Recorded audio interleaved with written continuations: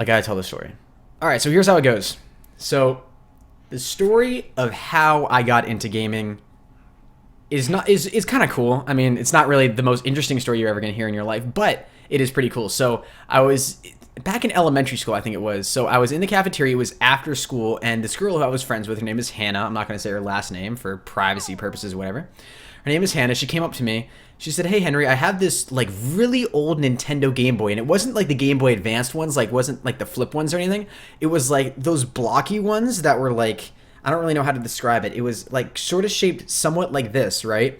With sort of the ABX like triangle buttons on the side, I think it was, or maybe it was ABYX or something like that. I think it was ABYX actually. It was this really disgusting like gray color."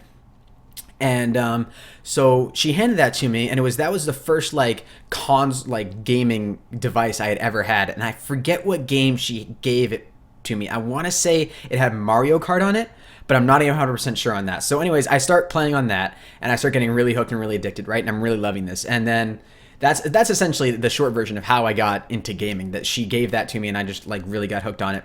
So then later on, my parents got me a Nintendo Game Boy Advance, the flip ones, right? Those were so cool. I can't tell you how many hours I invested into those things. Those things are so awesome, right? So for that, I got Mario Kart, and you were basically the coolest kid in school if you could beat the 8th graders. Like, so I remember sitting at the lunch table, like 1v1ing kids, and I don't know if you guys know this, if you had a Game Boy Advance, but you had to like have a physical cord go from the back of your Game Boy Advance and connect to the other one in order to do multiplayer. Like it didn't have wireless or anything.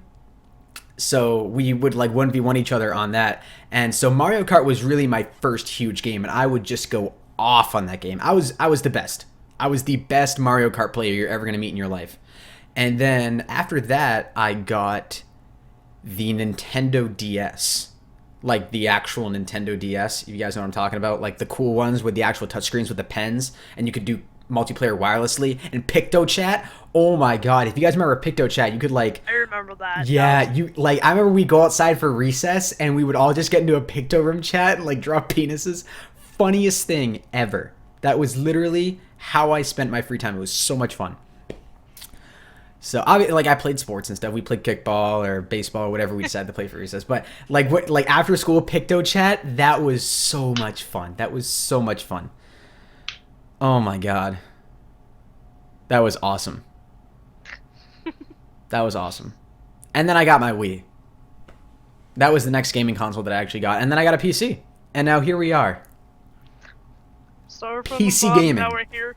Started from a crappy gray like Nintendo Game Boy to this glorious setup. You guys can't see all this, but I have 1, 2, 3 monitors here, and then this gorgeous razor blade right here, and then this microphone, which is amazing.